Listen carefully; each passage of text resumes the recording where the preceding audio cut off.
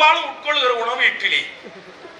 சிறந்த உணவு, மிகச்சிறந்த உணவு, தமிழனின் மிகச்சிறந்த படைப்பு என்று சொல்லிக்கொண்டு நம் வீடுகளில் என்ன நடக்கிறது என்றால், மாவை ஒரு ஞாயிற்றுக்கிழமை விடுமுறை நாளில் அரைத்து வைத்து விடுவது, பெரிய பெரிய அண்டாவில் பிடித்து குளிர்சாதன பெட்டியில் அடைத்து விடுவது, அதை எடுப்பது, இட்லி ஊற்றுவது திங்கட்கிழமை, செவ்வாய்க்கிழமை காலை, மதியம், சில பேருக்கு இரவு, சில பேருக்கு மதியமும், இப்படியே 7 நாளுக்கு அந்த மாவு அந்த குளிர்சாதன பெட்டியினுடைய டெம்பரேச்சர் அளவு, அதற்கு பிறகு வெளியே வந்த பிறகு ரூம் டெம்பரேச்சர் அளவு, இதுல சில கிருமிகள் வளர்ந்து சாகும், அந்த தட்பவெப்பத்தில் சில கிருமிகள் வளர்ந்து சாகும். மீண்டும் மீண்டும் எடுத்து எடுத்து திரும்ப வைத்து வைத்து வைத்து வைத்து எடுத்து அந்த புளித்த மாவு மிகப்பெரிய நஞ்சு, பல நோய்களுக்கு காரணமாக இருக்கக்கூடிய. நீங்கள் 2 நாள் 3 நாள் அதிகபட்சம், அதற்கு மேல் அந்த மாவை, ஒருவேளை எடுத்து விட்ட மாவை திரும்ப கொண்டு போய் குளிர்பெட்டியில வைக்க கூடாது. இப்படியே எடுக்க வேண்டும், அப்படியே பயன்படுத்திட்டு எரிந்து விட வேண்டும், முழுமையாக கரைக்க வேண்டும். அதிலும் அரிசி தான் புளிக்க வேண்டுமே தவிர உளுந்து புளிக்க வேண்டிய அவசியம் இல்லை. அரிசியை மட்டும் இப்போ நம்ம முழுமையா அதுல வெந்தயம் என்கிற முறையெல்லாம் சேர்க்கப்பட்டது மிகச்சிறந்த முறை. ஆனால் இந்த குளிர்சாதன பெட்டியால் நமக்கு கேடு வந்தது. பயன்படுத்தலாம், எந்த விஞ்ஞான கருவிகளையும் பயன்படுத்தலாம், ஆனால் அதை எந்த வகையில் எவ்வாறு பயன்படுத்த வேண்டும் என்று அறிந்து பயன்படுத்த வேண்டும். இந்த இட்லி தோசையில் இருக்கிற சிக்கலை புரிந்து கொண்டு இப்படி நாம் வர வேண்டும். நல்ல உணவு, அதற்கு பிறகு அதுக்கு தேவையான காலை உணவில் கட்டாயம் இஞ்சியை சேர்த்துக் கொள்ள வேண்டும். இஞ்சி என்பது கற்ப மருந்து இருந்தேன் அலங்காரம் எய்தி என்று சித்தர்கள் சிலாகித்ததை பாடுவார்கள். அலங்காரம் என்றால் நாம் உடல் நலத்தோடு அழகோடும் இருப்பதற்கு அடியாதாரமாக இருப்பது இஞ்சி.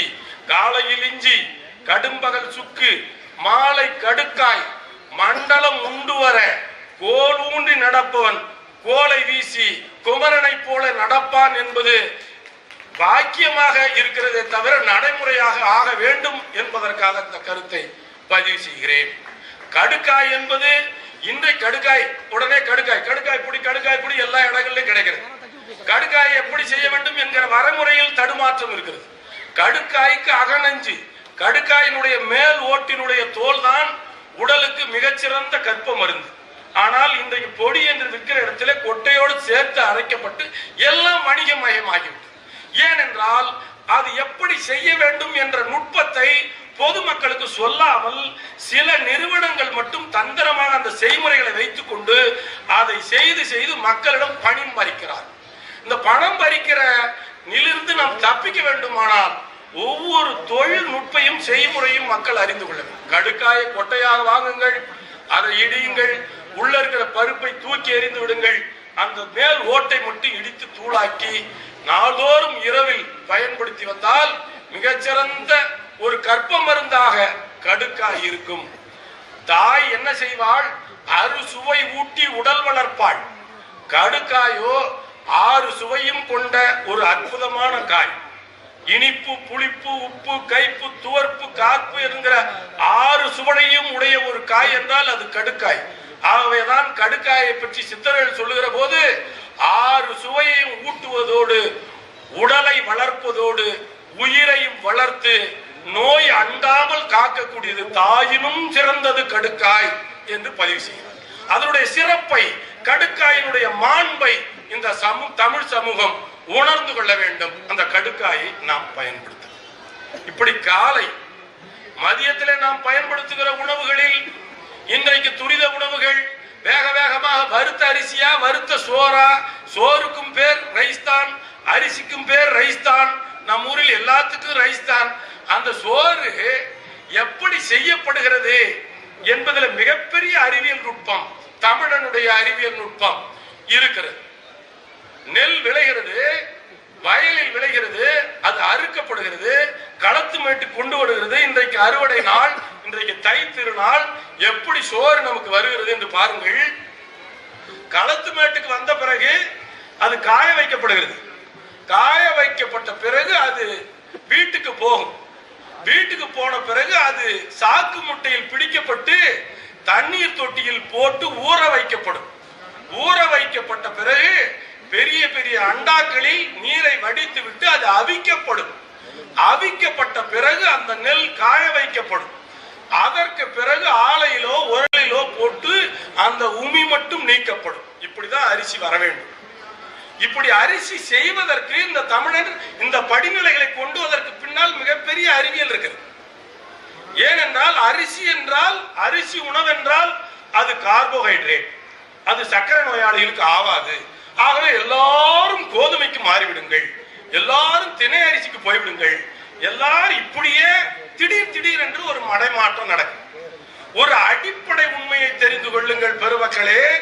நான் ஏற்கனவே சொன்னதை போல அண்டத்தில் உள்ளதே பிண்டம், பிண்டத்தில் உள்ளதே அண்டம். உங்கள் வயலில், உங்கள் ஊரில், உங்கள் வீட்டு தோட்டத்தில் எது போட்டால் விளையுமோ அதுதான் உங்கள் வயிற்றுக்கு போனால் அது பொருந்தும். பஞ்சாப் விவசாயி விளைவிக்கிற கோதுமை தமிழ் ஆட்டையாம்பட்டி தமிழனுக்கு முழுமையாக பொருந்தாது. ஒரு நாள் 2 நாள் நீங்கள் கோதுமை உணவை எடுத்துக்கொள்ளலாம், தவறில்லை. நாள்தோறும் கோதுமை அரிசியை முழுமையாக நீக்கிவிடும். அரிசி முழுமையான கார்போஹைட்ரேட் மட்டும் அல்ல, அதுல பல விட்டமின் சத்துக்கள் இருக்கின்றன. நமக்கு பள்ளிக்கூட பாடத்திட்டத்துல அரிசினா கார்போஹைட்ரேட், அது உண்மை அல்ல. அதுல தயமின் என்கிற சத்து இருக்கிறது. அந்த தயமின் சத்து உமியிலே இருக்கிறது என்பதை தமிழன் அந்த காலத்திலே கண்டுபிடித்து அந்த உமியிலே மேல் தோலில் இருக்கிற தயமினை அரிசிக்கு இறக்க வேண்டும் என்பதற்காக ஊற வைத்து அவித்தால் அது அரிசியில் ஒட்டிக் கொள்கிறது. அதற்கு பிறகு அதை உமியை நீக்கிவிட்டு தயமீனுடன் கூடிய விட்டமின் நிறைந்த அரிசியை உட்கொள்கிற போது எப்படி சர்க்கரை நோய் வரும்?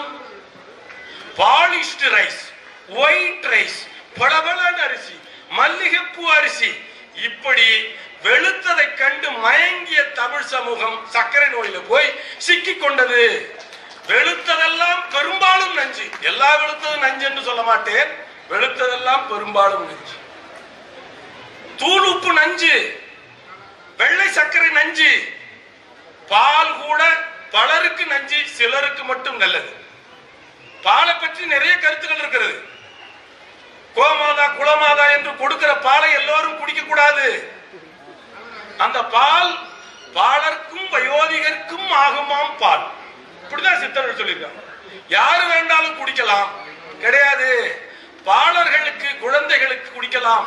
ஏனென்றால் குழந்தைகள் ஏன் குடிக்கலாம், வயோதிகர்கள் ஏன் குடிக்கலாம் என்றால் அந்த பாலில் இருக்கிற கேசின் என்ற சத்தை சிதைக்கக்கூடிய பெப்சின் ரெனின் என்ற மெட்டபாலிக் என்சைம் பெரியவர்களை குழந்தைகளுக்கு தான் அதிகமாக சுரக்கும். ஆகவே குழந்தைகளுக்கு பால் கொடுக்கலாம். அந்தந்த உயிரினத்துக்கு அந்தந்த பால் தான் உகந்தது. மாட்டினுடைய பால் மாட்டினுடைய கன்றுக்குட்டிக்கு தான் உரியது. மனிதனுடைய பால் 2 ஆண்டுகளுக்கு அந்த தாய்ப்பால் தான் உகந்தது. ஆனால் இன்றைக்கு புரதமும் கொழுப்பும் திட உணவாக எடுத்துக்கொள்ள முடியாத இடங்களில் மாற்றாக வந்த பால் பெருகுணவாக மாறி போய்விட்டது. அந்த பெப்சின் ரெனின் இந்த கேசினை மெட்டபாலைஸ் பண்ணக்கூடிய, டைஜஸ்ட் பண்ணக்கூடிய சத்துக்கள், உயிர் என்சைம்கள் பெரியவர்களிடம் அதிகம் இருப்பதில்லை. ஆகவேதான் பாலை மனிதர்கள் உட்கொள்ள வயிறு மந்தம் வருகிறது, சர்க்கரை நோய் வருகிறது, கொழுப்பு வருகிறது, ரத்த கொதிப்பு வருகிறது.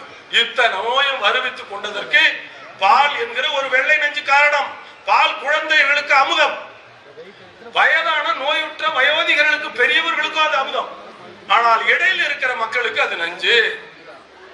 உப்பு, இன்றைக்கு கடல் அமுதம் என்று சொல்லப்பட்ட உப்பு வெள்ளையாக கதிரவனுடைய ஒளிப்பட்டு வைரங்களாக மின்னுகிற உப்பு, அந்த உப்பு கொஞ்சமாக கொண்டு போய் ஆலைகளில், பெரிய பெரிய ஆலைகளில், ஃபேக்டரிகளில் சோடியம் தனியாக, குளோரைட் தனியாக, அயோடின் தனியாக பறித்து கொஞ்சம் கடல் உப்பு சேர்த்து அரைத்து அதில் இருக்கிற அழுக்கெல்லாம் எடுக்கிற பேர் வெளியின்ற அதில் இருக்கிற 99 வகையான சத்துக்களை நீக்கிவிட்டு அரிசியில் எப்படி தயமின் இருக்கிறதோ அதை போல உடலுக்கு எதிர்ப்பாற்றலை வளர்க்கக்கூடிய ஆன்டி ஆக்சிடென்ட் என்கிற செலீனியம் என்கிற நுண் சத்து உப்புல இருக்கிறது. நீங்க பொடி தூள் உப்பு, பாக்கெட் உப்பு வாங்கினா அதுல செலீனியம் இருக்காது, அயோடின் இருக்கும். கெமிக்கல் சோடியம் இருக்கும், கெமிக்கல் குளோரின் இருக்கும், அயோடின் இருக்கும், செலீனியம் இருக்காது. இன்னும் 98 வகையான நுண் சத்துக்கள் இருக்கிறது, தூள் உப்புகளில் இல்லை. ஆனால் என்ன செய்கிறோம்? எல்லோரும் கடல் உப்பு அழுக்காக இருக்கிறது. கடல் உப்பை அந்த காலத்தில் சாடியில், மரப்பெட்டியில், பீங்கான் சாடியில் மூலிகை முருங்கைத்தழையோடு பெசரி வைத்து அதை எடுத்து பயன்படுத்தி வந்த வரைக்கும் ரத்த கொதிப்பு வரவில்லை. இந்த தூள் உப்பு ரத்த கொதிப்பை வர வைத்துவிட்டது. ஆகவே உப்பு எப்படி ஒரு நஞ்சாக மாறிவிட்டது? வெளுத்ததெல்லாம் நஞ்சு. தயிர், மோர் தான் மிகச்சிறந்த உணவு. ஏன் மோர் உணவு? எல்லாவற்றையும் சித்தர்கள் ஆய்வு செய்திருக்கிறார். உடனே தயிர் சாப்பிட்டால் அது ப்ரோபயோட்டிக், அது லாக்டோபி. ஆமாம், உண்மை. ஆனால் அதை நீங்கள் சிலுப்பி எடுக்கிற போது அது ஏற்படுகிற அந்த மாற்றத்தின் விளைவாக உட்கரையை கூட லாக்டோபாசிலே மோர்ல தான் சிறப்பாக வேலை செய்யும். ஆகவேதான் சித்தர்கள் நீர் சுருக்கி, மோர் பெருக்கி, நெய் உருக்கி உண்பவர்தம் பேர் உரைக்கில் போமே பிணி. இப்படிப்பட்டவருடைய பேரை சொன்னவிட்டால் பிணியே போய்விடும். நெய் நெய் கொலஸ்ட்ரால், கொலஸ்ட்ரால், அது ஹார்ட் அட்டாக் வந்து விடுகிறது. இல்லை, நீங்கள் போய் ஆய்வு செய்து பாருங்கள். மாரடைப்பு வருகிற நோயாளிகளில் கொழுப்பால் மாரடைப்பு வந்து இறந்தவர்கள் 4% கீழ். மொத்த 96% மாரடைப்பு எதனால் வருகிறது என்றால் மன அழுத்தம். இதுக்கெல்லாம் காரணம் மன அழுத்தம்னா 4% இருக்கிற கொலஸ்ட்ரால் மேல பழியை போட்டுவிட்டு நெய்யை தூர எரிந்து விட்டு நெய்யில இருக்கிற medium chain fatty acid, unsaturated fatty acid, HDL உயர்த்துமே தவிர LDL உயர்த்து கேடை உண்டு பண்ணாது. கொலஸ்ட்ரால் என்பது கெட்ட வார்த்தை அல்ல. நெய் என்பது மிகச்சிறந்த அமுதமான உணவு. தவிர்த்து கொண்டிருக்கிறோம். Refined oil, double refined oil என்று நாம் சாப்பிட்டு சுட்ட எண்ணெயை சுட வைத்து எல்லாரும் ஹெப்படைட்டிஸ் B-யையும் பேட் கொலஸ்ட்ராலையும் வளர்த்து கொண்டிருக்கிறோம். ஆகவே உருக்கிய நெய், நெய் உருக்கி, மோர் பெருக்கி, நீரை சுருக்கி கொதிக்க வைத்து உட்கொண்டால் தேரையர் என்கிற சொல்கிற சித்தர் யாருக்காக சொன்னார்? எங்களை போல BS MSc MD சித்தா படிக்கிறவங்க மட்டும் பரீட்சை எழுதி பாஸ் ஆகவா சொன்னார்? ஒட்டுமொத்த தமிழ் சமூகத்திற்கும் சொல்லப்பட்டது. நெய் உருக்கி, மோர் பெருக்கி, நீர் சுருக்கி உண்பவர்தம் பேர் உரைக்கில் போமே பிணி.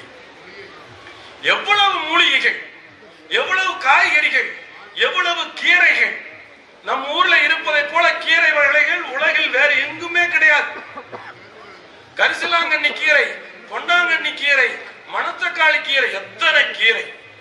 கீரைகள்ல இந்த கீரை அதுல வந்து ஹீமோகுளோபின் இருக்கு, அதனால சாப்பிடுங்க. வெறும் ஹீமோகுளோபின் இல்ல, பல ஆன்டி ஆக்சிடென்ட்கள் இருக்கின்றன. புற்றுநோயை தடுக்கக்கூடிய வல்லமை பல கீரைகளில் இருக்கின்றன. மூக்கிரட்டை கீரை சிறுநீரகத்தினுடைய இழந்த செயல்திறனை மீட்டுருவாக்கம் செய்யும். அது புனரமைக்கும் என்பதால் அதற்கு புனர்ணமா என்றே பெயர். கரிசாலை என்கிற மூலிகை பற்றி திருவுண்டாம், ஞான தெரிவுண்டாம், மேலை உருவுண்டாம், உள்ளதெல்லாம் உண்டாம் என்று தமிழில் பாடப்பட்ட சித்தனுடைய பாடல்கள் கரிசாலினுடைய மகிமையை சொல்லுகின்றன. குழந்தைகளுக்கு கொடுக்கிற வசம்பு, இஞ்சி, சித்தரத்தை, அதிமதுரம், பிரைன் டானிக் இல்லைங்க, வல்லாரை வல்லாரை ஒன்று மட்டுமல்ல, பல மூலிகைகள் பிரைன் டானிக்குகளாக இருக்கின்றன. அதையெல்லாம் தமிழிலே பாட்டாக இருக்கின்றன. புத்திக்கு வித்தாகும், சந்தாபம் தீர்க்கும், புகைந்தெடுக்கும் சேத்துமத்தை, அத்தி பச்சின மேகம் தன்னை அறுத்திடும் வஜ்ரம் என்ப அதிமதுரம் தனையே. புகைந்தெடுக்கும் சேத்துமத்தை, புகைத்து இருமல். இன்றைக்கு சொன்னார்களே, இந்த கொரோனா வந்த போது லாரிங்ஸ் ஃபேரிங்ஸ் பகுதியில் இருக்கிற ACE2 ரிசெப்டார் அந்த கொரோனாவுடைய ஸ்பைக்கை பிடித்து உள்ளே இழுத்துக் கொள்கிறது. இன்றைக்கு அறிவியல் உலகம் சொல்லுகிறது, போய் கூகுள்ல பாருங்கள், அதிமதுரம் ACE2 ரிசெப்டாரை கட் செய்து கொரோனாவை தடுத்து ஆன்டிவைரல் ப்ராப்பர்ட்டி இருக்கிறது என்று அதிமதுரத்தை பேசுகிறார். அகரகாரம் அதன் பேரை உரைத்த கால் உக்கரக்கால் ஓடுங்கான், முக்கியமாய் கொண்டால் சலமூரும், நெடுநாள் சுரத்தை எல்லாம் ஊரை விடுத்து ஓட உரைக்கும் கான். சுரத்தை எல்லாம் ஓட உரைக்கும் அகரகாரம். இந்த அதிமதுரம், இந்த அகரகாரம் சேர்ந்ததுதான் நாம் எல்லோரும் குடித்து தப்பித்துக் கொண்ட அந்த கபசுர குடிநீரில் இத்தனை மூலிகை எழுந்திருக்கின்றன. தெளிவு உலகம், விஞ்ஞான உலகம் இன்னும் ஒப்புக்கொள்ள மறுக்கிறது. தமிழ் சமூகமே முழுமையாக ஏற்றுக்கொள்ளாததை உலகம் எப்படி ஏற்றுக்கொள்ளும்? தமிழிலே இருந்தால் எப்படி ஏற்றுக்கொள்ளப்படும்? தமிழ் மக்களாகிய நாம், அது அறிவார்ந்த சமூக பெருமக்கள் இங்கே வந்திருக்கிறீர்கள். நாம் தான் இந்த தமிழர்களுடைய வாழ்வியல் நெறிமுறைகளை, சித்தர்கள் சொன்ன நெறிமுறைகளை முழுமையாக உள்வாங்கி மக்கள் மன்றத்திற்கு கொண்டு செல்ல வேண்டும் என்பதற்காக என்னுடைய ஆதங்கத்தையும் சேர்த்து இந்த உரையிலே பதிவு செய்கிறேன். மூச்சு பயிற்சி யமனை எதிர்க்கக்கூடிய ஆயுதம் சொன்ன அந்த மூச்சிலானதான் கொரோனாவில் பல உயிர்களை இழந்தோம். விவேக இழந்தோம், எஸ்பி பாலசுப்ரமணியன் இழந்தோம், எத்தனை பெரிய ஆளுமைகள் எல்லாம் எழுந்தது. இந்த தமிழ் சமூகம் இப்படி உயர்ந்த உயிர்களை இழக்கலாமா? ஏற்றி இறக்கி இருகாலும் பூரிக்கும் காற்றை பிடிக்கும் கணக்கறிவார் இல்லை, காற்றை பிடிக்கும் கணக்கறிவாளருக்கு கூற்றை உதைக்கும் குறியதுவாமே என்று திருமூலர் சொன்னதை கேட்டிருந்தால் பாலசுப்ரமணியத்தை இழந்திருப்போமா? விவேக இழந்திருப்போமா? ஆக்சிஜன் சிலிண்டருக்கு அழைத்திருப்போமா? பிராணாயாமம் என்ற மூச்சு பயிற்சியை 5 நிமிடம் ஒதுக்கி செய்வதில் என்ன சிக்கல்? இப்படி நம்முடைய வாழ்வியல் முறை, இதெல்லாம் தான் நல முறைகள், தமிழுடைய வாழ்வியல் நெறிமுறைகள். நாம் உண்ணுகிற உணவுகள், காய்கறிகள்ல நாம் எதெல்லாம் சாப்பிடுகிறோம்? கேரட், பீட்ரூட், உருளைக்கிழங்கு, சௌ, கோசு, நூக்கோல், இதான் சாப்பிடுறோம். இதெல்லாம் ஊட்டச்சத்து இருக்கிறதா? இருக்கிறது. நான் ஒரு பட்டியல் சொல்றேன் கேளுங்க. அவரைக்காய், வெண்டைக்காய், முருங்கைக்காய், கோவக்காய், பாகக்காய், கத்திரிக்காய், இந்த பட்டியலையும் சேர்த்து ஆய்வு செய்தால் நான் இரண்டாவதாக சொன்ன பட்டியலில் நுண் சத்துக்கள் அதிகம். வழுதுணைக்காய் என்கிற கத்திரிக்காய் காயக்கற்ப உணவு. கத்திரிக்காய் அலர்ஜி, அரிப்பு. பிஞ்சு கத்திரிக்காய் கரப்பான் நோய் உள்ளவர்கள், தோல் நோய் உள்ளவர்கள் எல்லோரும் சாப்பிடலாம்.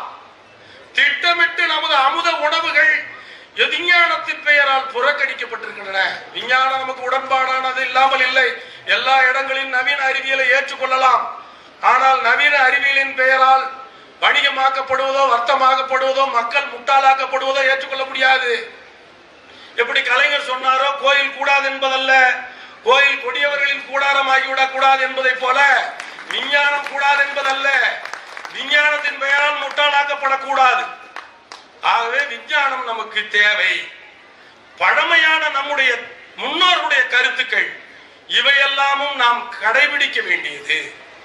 இதையெல்லாம் நாம் கடைபிடிக்க வேண்டிய நடைப்பயிற்சி, ஓக பயிற்சி. தனுராசனம் செய்தால் பல பேருக்கு பேன்கிரியாஸில் இருக்கிற பீட்டா செல் தூண்டப்பட்டு இன்சுலின் சுரக்கப்பட்டு சக்கரை நோய் கட்டப்படுகிறது என்று மேலை நாட்டிலே, அமெரிக்காவிலே ஆய்வு செய்து கொண்டிருக்கிறான். இங்கே தனுராசனத்தை பற்றி பேச ஆள் இல்லை. சக்கரை நோய் என்னுடைய தலைமையிடம் இந்தியா, உலகத்தின் தலைமை வகிக்கிற நாடு இந்தியா. இந்தியாவுடைய பெருமையை பட்டியலிட்டுக் கொள்ளுங்கள். சக்கரை நோயுடைய தலைமை நாடு இந்தியா. தனுராசனம் செய்திருந்தால், யோகாசனம் செய்திருந்தால், மூச்சு பயிற்சி செய்திருந்தால், கோவைக்காயையும் பாகக்காயையும் நாவல் மரப்பட்டையும் மருதமட்ட பட்டையும் நாம் உட்கொண்டிருந்திருந்தால் நாம் உலகத்திற்கே வழிகாட்டியாக இருந்திருக்க முடியும் சக்கரை நோய்க்கு. ஆனால் சக்கரை நோயினுடைய தலைமையிடமாக இந்தியா மாறி, இதையெல்லாம் மாற்றுவதற்கு, காலத்தால் மாற்றுவதற்கு இதை போன்ற அறிவியல் அரங்கங்கள் இங்கே தொடர்ந்து தேவைப்படுகின்றன. இந்த நூல்கள் தேவைப்படுகின்றன. ஆகவே பெருமக்கள் இதையெல்லாம் சிந்தித்து பாருங்கள். சித்த மருத்துவம் என்பது வாழ்வியல் முறையை மட்டும் சொல்வதல்ல. இன்றைக்கு சவாலாக இருக்கிற பல நோய்களுக்கு, சக்கரை நோயா, இரத்த கொழுப்பு நோயா, புற்றுநோயா, எல்லாவற்றுக்கும் தீர்வு துன்மாங்கிச பெருக்கத்தை அறுக்கிற மருந்தாக சித்திரமூல குழியை, சேராங்கொட்டை போன்ற மருந்துகள் சித்த மருந்துகள்ல இருக்கின்றன. சேராங்கொட்டையில் இருக்கிற ரேடியோ ஆக்டிவிட்டியை பயன்படுத்தி புற்றுநோய்க்கு இங்க இருக்கிற ரேடியோ தெரப்பிக்கு மாற்றாக மேலை நாடுகளில் ஆய்வு செய்து கொண்டிருக்கலாம். நம்முடைய புற்றுநோய் நிறுவனங்கள் சேராங்கொட்டை பற்றி அறியாமல் இருக்கின்றன. சேராங்கொட்டை ஒரு காயக்கற்ப மூலிகை. காய்கறிகள், கீரைகள், பழங்கள், இந்த எல்லாவற்றிலும் நீங்கள் 6 சுவையை இணைத்து பார்க்க வேண்டும். நாம் தொடர்ந்து புறக்கணித்துக் கொண்டிருக்கிற சுவை, கசப்பு சுவை, துவர்ப்பு சுவை. என் குழந்தை கசப்பு சாப்பிடாது, என் குழந்தைக்கு அது பிடிக்காது, அதுக்கு பர்கர் தான் பிடிக்கும், அது இதுதான் பிடிக்கும், அதுதான் பிடிக்கும். இவங்க பெரியவர்கள் எல்லாம் இடைநிலை இருக்கிற பெற்றோர்கள் தங்களுடைய ஆசாபாசங்களை பெற்றோர் குழந்தைகள் மீது திணித்து குழந்தைகளின் பெயரால் தானும் கெட்டு தன்னுடைய பரம்பரையும் கெடுத்துக் கொண்டிருக்கிறார். பாகக்காயும் கோவக்காயும் செய்யறதுல என்ன சிக்கல் இருக்க முடியும்? அதை தொடர்ந்து வாரத்தில் 2 நாள் வாழைத்தண்டு, வாழைப்பூ, கர்ப்பப்பை புற்று எல்லா இளம் பெண்களுக்கும் 70% 90% இளம் பெண்களுக்கு பிசிஓடி, எல்லாருக்கும் பிசிஓடி. பிசிஓடின்னு ஒன்று ஸ்கேன்ல வந்துட்டா உங்களுக்கு குழந்தை பிறக்காது. எல்லாரும் ஃபெர்டிலிட்டி சென்டருக்கு வந்துருங்க. 3 லட்சம், 8 லட்சம், 10 லட்சம். பிசிஓடி என்பது ஒரு நார்மல் நிலை. மாதவிடாய் காலத்தில் நீங்கள் எந்த காலங்களில் போய் ஸ்கேன் எடுக்கிறீர்களோ அதை பொறுத்து பிசிஓடி மாறும். மாதவிடாய் தீட்டு முடிந்து 15 நாள் எடுத்தால் ஒரு மாதிரி காட்டும், 1 மாதம் கழிச்சு போய் எடுத்தால் வேற மாதிரி காட்டும். அப்ப இந்த 15 நாளுக்கு முன்னாடி வைத்துக் கொண்டதை வைத்து வைத்தியம் பார்த்தால் அந்த பெண்ணுடைய சினைப்பை, சினை முட்டை, கருப்பை என்ன ஆகுது? இந்த மாதவிடாய் சுழற்சிக்கு நம்முடைய முன்னோர்கள் சொன்னதை விட உளுத்தங்களியோ, உளுந்து வடையோ, அரிசி புட்டோ, கேழ்வரகு புட்டோ, பூப்பு நன்னீராட்டுவோ விழா நடத்துவதெல்லாம் மூட நம்பிக்கை. அதெல்லாம் பிற்போக்குத்தனம், முட்டாள்தனம். இப்படி சொல்லிவிட்டு அரிசி புட்டை, கேழ்வரகு புட்டை, உளுத்தன் களியை, கேழ்வரகு களியை புறக்கணித்ததனுடைய விளைவு எல்லா பெண்களுக்கும் பிசிஓடி, எண்டோமெட்ரியாசிஸ். வாழைப்பூ மிகச்சிறந்த ஒரு உணவு. பெண்களுடைய கர்ப்பப்பையை பலப்படுத்தக்கூடியதில் வாழைப்பூ மிகச்சிறந்த ஒரு உணவு. சித்தர்கள் சொல்லியிருக்கிறார். மாது உளம் பழம் மிகச்சிறந்த ஒரு உணவு. அதனுடைய இனிப்பு சுவையும் துவர்ப்பு சுவையும் சேர்க்கிற போது ஊட்டமும் உரமும் கிடைக்கிறது. சர்க்கரை நோயாளிகள்லாம் பழமே சாப்பிடாது, சர்க்கரையே தொடரும். கொய்யா பழத்தை சாப்பிடலாம், மாதுளம் பழத்தை சாப்பிடலாம். ஏனென்றால் அதில் வெறும் இனிப்பு மட்டும் இல்லை. இளநீர் கூட ஆரம்ப கட்டத்தில் இருக்கிற இளநீரை குறைந்த அளவு பருகலாம். ஏனென்றால் அதில் வெறும் குளுக்கோஸ் மட்டும் இல்லை, பல சத்துக்கள் இருக்கின்றன. ஒரு சத்தைக்காக, ஒரு சர்க்கரை சத்தை புறக்கணிப்பதற்காக தேனில் இருக்கிற நுண்சுவையை, இளநீரில் இருக்கிற பல சுவைகளை, மாதுளம்பழத்தில் இருக்கிற விதையில் இருக்கிற துவர்ப்பை, திராட்சையினுடைய விதையில் இருக்கிற புற்றுநோயை எதிர்க்கும் தன்மையை எல்லாவற்றையும் நாம் புறக்கணித்து விட முடியாது. ஆகவே நம்முடைய மண்ணில் விளைவது எதுவும் நமக்கு கேடாக விளையவில்லை. சில நஞ்சுகள் இருந்தாலும் கூட அதை அகற்றுகிற முறையை சித்தர்கள் சொல்லியிருக்கிறார். ஆகவே தமிழ் பெருமக்களே, நம்முடைய உணவு முறை, நம்முடைய வாழ்வியல் முறை, நம்முடைய உணவும் செயலும் நேர்படுத்திக் கொண்டால் வள்ளுவர் சொன்னதை போல நோயற்ற வாழ்வை நாம் வாழ முடியும். 10 குறளில் 6 குறளை உணவை பற்றி தான் அவர் பேசுகிறார். தீ அளவின்றி தெரியான் பெரிதுண்டின் நோய் அளவின்றி படும், அற்றது அறிந்து தூய்க்க துவர புசித்து. இதெல்லாம் எதுக்கு? அப்படிப்பட்ட நம்முடைய நோய் திருக்குறள்ல பல கருத்துக்கள், அதெல்லாம் விவரித்து பேசினால் நேரமே போதாது. நோயெல்லாம் நோய் செய்தார் மேலவாம் நோய் செய்யார் நோயின்மை வேண்டுவோம். நீங்க சரியான முறையில் நடந்தால் உங்களுக்கு நோய் வராது, கேடானதை செய்தால் உங்களுக்கு கேடு வரும். தீதும் நன்றும் பிறர் தர வாரா என்று தமிழ் சொன்னது முதல் வரி மட்டுமல்ல, நோதலும் தனிதலும் அவற்றோர் என்ன, அதுக்கான தீர்வும் உங்களிடமே இருக்கிறது. உங்களுக்கு மூல நோய் வருகிறதா? மூல நோய்க்கான கீரை உங்க பகுதியிலேயே துத்திக்கீரை வளரும், கருணைக்கிழங்கு கிடைக்கும். கருணைக்கிழங்கு லேகியமும் துத்திக்கீரையும் சாப்பிட்டால் மூல நோய் போவதற்கான படைப்பு இயற்கையை உங்களுக்கு கொடுக்கும். அதற்கு பிறகு எல்லா சித்தர்கள் எல்லாம் வந்து சாமியார்கள், அவர்கள் எல்லாம் பூஜை செய்கிறவர்கள் சைவத்தை மட்டும்தான் சொல்லுகிறார்களா என்று ஒரு குழப்பம் வேற. பல ஐயங்கள் நாட்டில் குழப்பவாதிகள் நிறைய மலிந்து விட்டார்கள் பல இடங்கள்ல. சித்தர்கள் மூலிகை, தாதுக்கள், உப்புக்கள், சீவ பொருட்கள், நத்தை கரிதனக்கு நாடாது மூல வியாதி தானும். நத்த கறியை சாப்பிட சொல்லியிருக்காங்க, காடக்கறியை சாப்பிட சொல்லியிருக்காங்க. பல அசைவ பொருட்கள் மருத்துவ குணம் உடையது. உடும்பு கறியை சாப்பிடுவதற்கு பரிந்துரைத்திருக்கிறார்கள். மாமிச ஊன் சாப்பிட்டால்தான் படுக்கையில இருக்கிற நோயாளிக்கு ஒரு மாமிச உணவு கொடுக்கலாம். அந்த உணவு காடைக்கறி. வாதம், பித்தம், கமம் என்ற முத்தோடங்களையும் வள்ளுவர் சொன்னதை போல மிகினும் குறையினும் இந்த மூன்றும் நேர்படுத்தக்கூடிய கறி என்று காடைக்கறியை பற்றி பாடலிலே எழுதி வைத்திருக்கிறார். ஆகவே இந்த மண்ணில், இந்த பிரபஞ்சத்தில் எதெல்லாம் நன்மையோ அதனுடைய குணம் என்ன ஆய்வு கூட இருந்தது, என்ன மைக்ரோஸ்கோப் இருந்தது. இந்த பிரபஞ்சமே ஒரு பெரிய ஆய்வுக்கூடம். எவ்வளவு காடு மேடெல்லாம் திரிந்து ஐவக நிலங்களிலும் பயணப்பட்டு கருப்பொருள் உரிப்பொருள் எல்லாவற்றையும் ஆய்வு செய்து இந்த மனிதனுடைய உடல் உறுப்புகள் எல்லாவற்றையும் ஆய்வு செய்து முழுமையாக ஒரு பரிபூரணமான ஹோலிஸ்டிக் அப்ரோச் என்று இன்றைக்கு சொல்லப்படுகிற முழுமையான அணுகுமுறையோடு சித்தர்கள் இந்த தமிழ் மக்களை வாழ்வாங்கு வாழ வழி செய்து வைத்திருக்கிறார். ஆகவே தமிழ் பெருமக்களே, அறிவை விரிவு செய்யுங்கள், அகண்டமாக்குங்கள், விசால பார்வையால் விழுங்கு மக்களை அணைந்து கொள் உன்னை சங்கமமாக்கு என்ற வரிகளை சொல்லி பாவேந்தர் வழி வெந்து வள்ளுவரின் வழி நின்று வாழ்வாங்கு வாழ்ந்து நீங்கள் வானுரையும் தெய்வத்தின் நிலைக்கு உயர வேண்டும் என்று விழைதலை தெரிவித்து விடைபெறுகிறேன். நன்றி, வணக்கம்.